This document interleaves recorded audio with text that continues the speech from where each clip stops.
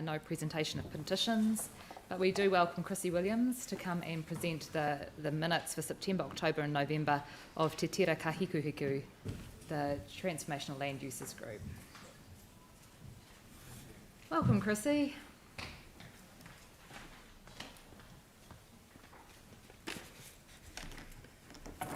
So, are you operating that, Aidan, or am I? Thank you. Kia ora koutou.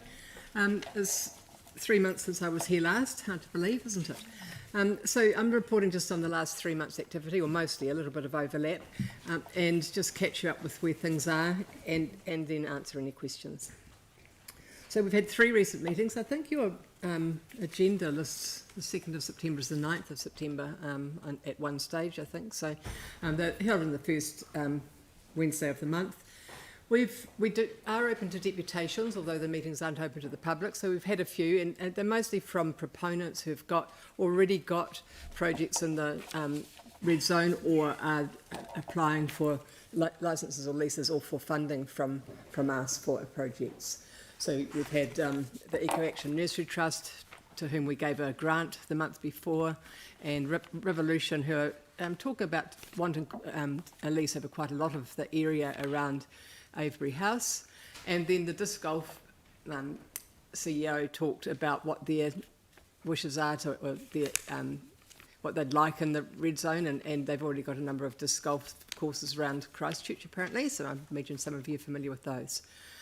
In November we had Daryl Miller, who was the consultant planner at Regenerate Christchurch, working on the regeneration plan and particularly the district plan parts of that. So he came and talked to us about the regeneration plan and the district plan. And I talked to you about that last time. This is one of the critical issues for us that I think we're fumbling with a little bit, and any guidance would be really helpful.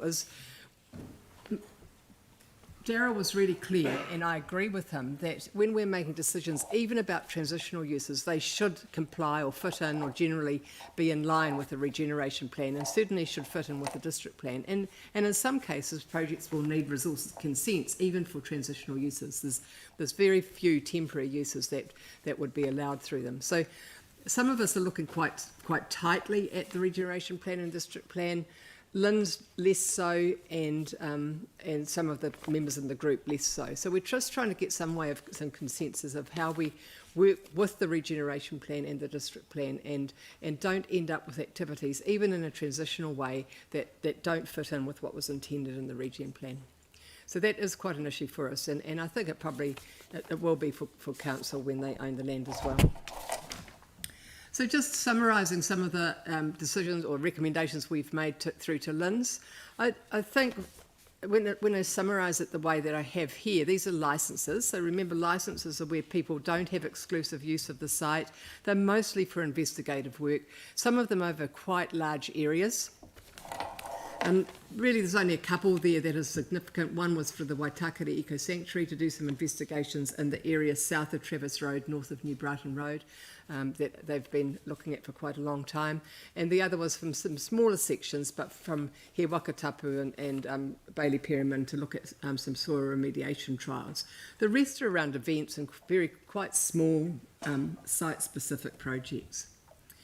And then leases, the first half, I've got a second slide on these. Again, the variations to leases, they're for single sections. That last one on that list from the University of Canterbury was for an area in Avon Loop. That was a very large area, and we suggested they didn't need that area.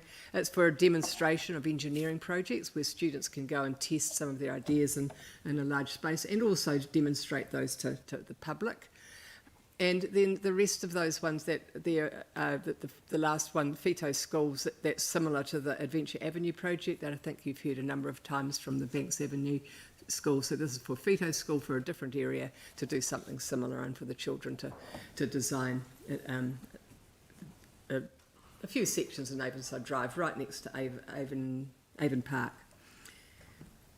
So yeah, so I guess just in summarising those, what we're getting through is that there's nothing sort of really amazing, or they're very much just small sites, small projects, events, and maybe that's because we're only considering transitional uses. if we were considering permanent ones, which we aren't yet and you aren't yet, things may be different. So this is really worth having a look at. I've lost the URL down the bottom, but you probably couldn't access it anyway, but we can send it through.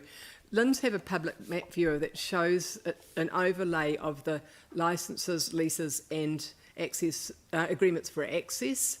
It's a bit hard to pick up on this map, but the licences are shown in red, the same colour as the red zone. But there's, can I point on this or not? Oops. No, you can't see my cursor. So that area of Avonside Loop, that large area to the left of the map, the west of the map, that's north of Retreat Road. The Eden Project have got a licence over that land. You can't see it on the scale of this map, but there's a couple of little leases dotted throughout for Avon Otakaro Forest Park. So that lease occupies a large area. And then if you go to that vertical part of the river downstream from Kerr's Reach, there's two patches on either side of the river that have got a licence over them, and that's for the rowing consortium to look at widening the river. The other one that we've agreed to is the one for the Waitakere Eco Sanctuary licence, and that's not on there. It's at the area to the west of Anzac Drive, so that's not on the map yet because I don't think they've quite finalised it. And then down in Bexley, that north of Pages Road there's a licence there. That's a city council licence for the work that you're planning to do around the stormwater pond and and stock banks in that area. So again, one of the things I've been thinking about is that you've got licences over really large areas, and once there's a licence under the area, and people can't apply for a lease in the area. So those licences are sort of hogging huge areas. The green one, just so that you know, is an access agreement. That's for Ngā Matawaka to get access for driving courses. So it's not exclusive from other uses, but it looks like it takes up a lot of space. You can filter out different activities and different levels of lease if you're looking at that. So that's perhaps something that needs thinking about and discussions with LINZ. It may be too hard to change the way they work at this stage. As far as the funding that we've got delegation for, we've 46,000 in the last few months, and I think our meeting next week we're considering about another 40,000. So the money's not rushing out the door. The requirement to already have I talked about this last time, to already have a lease or a licence is probably still a restriction on people, but also it puts a little bit of security, I suppose, for the fund that people are using it for projects rather than for a lot of planning. So ongoing issues, same list as last time. So I've talked about their alignment with the region plan and the district plan. The transitional versus permanent uses is still an issue for us, where people are applying for transitional uses that are clearly going to become permanent. And I think still the biggest issue is the first come, first served. We've got no visibility of how LINZ decides which applications come to us first, and whether they're looking at applications for the same sites, or whether once there's an application and they don't let anyone else apply for that area. I've had some insight into it. I've been working with the Avon Loop Planning Association, who are really keen for a peace park in a part of Avon Loop, and they're really being told there's no spare space in Avon Loop, which is really surprising when the map doesn't show any leases or licences. So that we're going to have a discussion next week with LINZ about that, and see if we can be more aware of expressions of interest that are coming through. And I just raised the ecological restoration again. It just feels like it's just not happening, and the money's there and available and not being used, and there's not much leadership or guidance being provided. So I'll just say that one again. And last time I presented this list from the regeneration plan for the first steps, and the one that's moved is the finalised governance, and you've got the resolution from 2 weeks ago about starting discussions on that. But everything else is pretty much sitting the same, and the implementation plan is being thought about, I think, and staff can talk to you about that. But it's really quite an essential product that we need to be able to make good decisions. We and the new governance group need. And finally, just like to encourage and support the decisions you made 2 weeks ago about commencing the discussions on the co-governance group and working with Ngāi Tahu and the University of Canterbury on that, and on the policy for proposals. I do make the last comment there that I think in the report that you had, it said that the policy and decision-making delegations may need to be amended. I'm saying they will certainly need to be amended if you get a co-governance entity. You're going to have to bite the bullet and delegate decision-making to that co-governance entity if you want it to be a group of people who are willing, talented people who are willing to put the time in and really commit to making that co-governance entity work.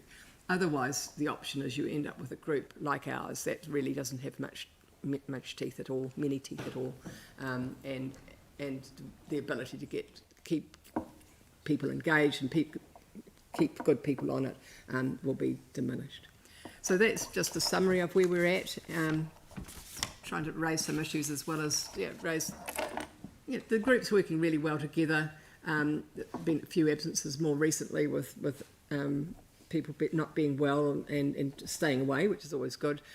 But I feel there's also a bit of lack of energy in the group because of the kind of things that are coming to us aren't really floating people's boats very much. So, thank you. Thanks so much, Chrissy. I'm sure there's going to be questions. Yanni, to start with. So, really interested in what we could do, like resolutions or otherwise, to get that ecological restoration happening. So is there anything that would be useful for us to give directional guidance to? I'm just not quite sure the process by which we can help you on that. I mean, Andrew or Brendan might be able to answer, but just understanding what Council's plan is for that $25 million. Where's the plan for making sure that we've got plant supply? Where are the nurseries? Who's supplying it? Who's deciding what areas are going to be priority areas? So it's understanding who's driving that. Right. And I haven't seen anyone driving it other than the Avon Autokara Forest Park and perhaps Colin Merck. But so who's driving it, what the plans are, and what's Council's role in ecological restoration? Because at this stage it seems to be being left to community organisations to do anything. Are you aware of the stop banks and the work that's happening there, which I think is about half of that budget? Is it 13 million for the others? The more local councils will know, just off that Pages Road. Is it Waitakere? What's it called? Waitakere? North of that's what I pointed to. Yeah.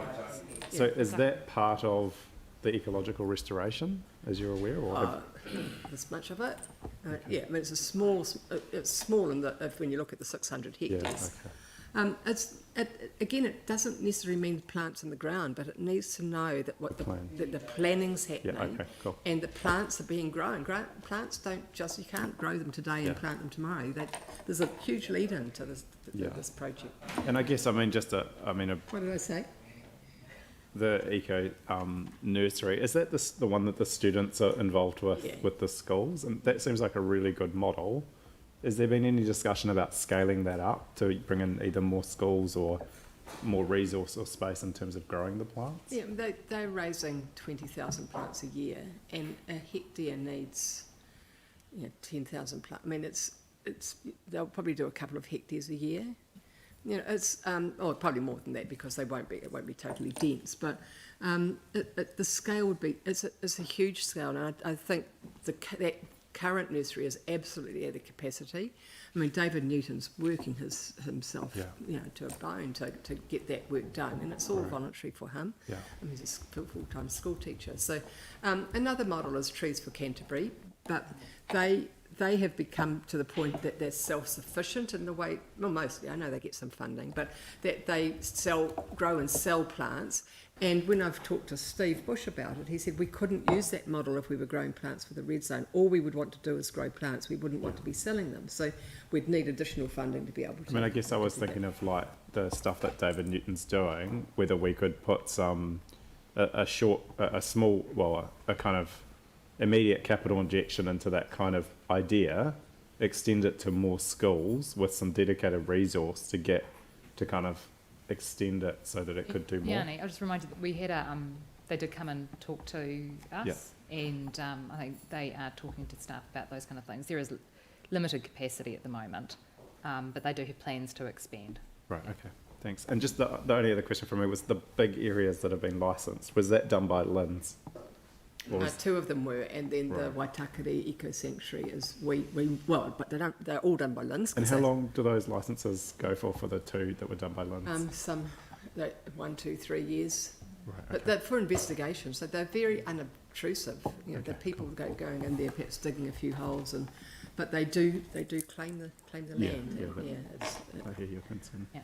Okay, thanks. But it's also, I think that some of them are also using it as a way of claiming the land, so that when they want to do that, if they get round to doing a permanent use, they've kind of got that land, and there's not a lot of other leases within that they're then going to have to deal with. So it's probably being used in that way a little bit. Thank you. Thanks. Anne? Thanks, Chrissy. It's good that you mentioned Colin Burke. I was at a meeting last night when he was talking about the Waitakere project that you were talking about. So do I hear you say that there doesn't seem to be linking of a lot of these projects, and that there isn't a vision? So he was talking about Christchurch becoming an eco city, like a wee bit like London, for example. But did I hear you say that you didn't think there's much direction happening with that kind of thing? No, I think the community organisations that are doing their projects they're pretty self-sufficient, and they're talking with each other. It's more that 25 million sitting from the CRAF fund that was destined for ecological restoration. Now, I know a lot of that's dependent on when the stock banks go in and where the stormwaters go in. So no, I'm more putting it back, I suppose, at council and their role in this, because those groups are doing quite a lot of work. I would say with the Waitakere Eco Sanctuary, when our group recommended to LINZ that they have a licence for investigations, we were very clear that that did not imply that it was support of the long-term project. So, you know, because that has to go through its own process. So we've been quite careful in our recommendations around those kinds of things. Thanks. Pauline? Yes, thanks, Chrissy. I'm just wondering if it's something that the TWE committee could pick up and follow through with that ecological restoration stumbling block, that maybe we could work with staff to find. What? The Three Waters Infrastructure and Environment Committee. Do you think that might be appropriate? I think it's currently sitting with the parks team, but I think it needs a discussion, and I think it needs Well, it's ecological restoration. Briefing. So I've asked Mary already to organise a briefing. Okay, so you've got it to under give us an update on control. where all that stuff is up to, when reports are coming, how the nursery stuff is. And I know that there is work happening in the background, but we need an update on that. Great. Yeah. And perhaps our group does as well, so, because I don't want to be talking because you need to be at odds. Absolutely. Yeah. I think that inviting them to the briefing would be really good. Yeah. Melanie? As part of that, could we hear from LINZ as well? Yes. Yeah. So maybe a small group of us sit down and work out what we need in a briefing. Yeah. Do you have a joint meeting with LINZ and the council on a regular basis? Is that... Our group doesn't. No, because I'm just wondering whether it would be useful if you know, you and presume Andrew and or Brendan or both met with LINZ on a regular basis, so that there is that joined up conversation happening all the time. Yeah, if it may be happening already. We have LINZ staff attend our meetings and report to our meetings, but that's the relationship with Glenys, and our staff do most of that liaison. So at another level I think would be useful. I think from a governance perspective it would give comfort, because I mean I find your minutes report, you know, really interesting, because it just gives a snapshot of the issues that you're looking at, but often there are issues raised within that context, and I think there must be a better way of connecting that. I mean, we've been having discussions internally, obviously, about the projects that appear in silos across our LTP, but the need for that overarching sort of almost centralised overview, so that helicopter view is not lost in the silos. And this sounds like a very similar conversation. I just wonder if there's a short circuit. The second thing was the co-governance thing. I mean, I guess that I've been a bit of a driver behind that, and I'm very keen for what you've learnt in terms of your group to be very much engaged in the co-design of the process that will lead to a co-governance model. So, I mean, we've got an opportunity to do something quite groundbreaking internationally, and I've already had a brief conversation with Tamari, and he's going to advance that discussion with Eric. And I think Eric was surprised to see his name mentioned in dispatches at a meeting of the council without having been talked to first, but that was my fault. I should have really talked to him beforehand, and I think just with various conversations that have been going on in the past, there was an assumption, I made an assumption that he already knew that we were going to be discussing that. But I think he's very keen, Tamari's very keen to take that model that we started at the university last year and build on that. Just a couple of things in response. I think we haven't had those discussions with LINZ because there's been an anticipation that the land was going to be handed over, by mid next year. Now that it's not going to be, I think working out some constant relationship with LINZ is important. And the second thing, the co-governance. I mean, the other night, I think some of you were, I spoke at Tuesday Club, and I separated out very clearly my comments on co-governance from my role as chair. So, I've been doing a lot of thinking and writing about co-governance, but our group, Tira Kähikuhiku, hasn't had those discussions. So, but there's, as you say, there's lessons from our group that can inform the process. So, I'm really keen to be involved in any discussions. One last quick thing from me. What issues do you see coming up with the transition of the land and the leases and licences as land is handed over from LINZ to council? And are there discussions happening about how we manage that, do you know? I know staff have had discussions, again, I probably shouldn't speak for them, but my understanding is they've had advice that the leases can be transferred. There's a special word for it that's just gone from my head right at this moment. Novated or novated? Assigned, reassigned. Assigned. No, it's a Novated, different word from something. that. Probably would have remembered that one.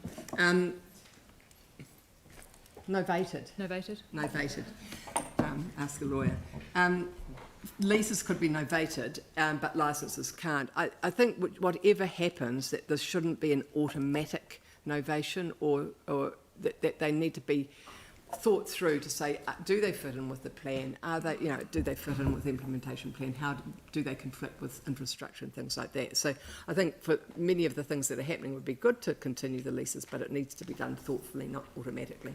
That's great. Thank you very much. Are there any last questions for Chrissy?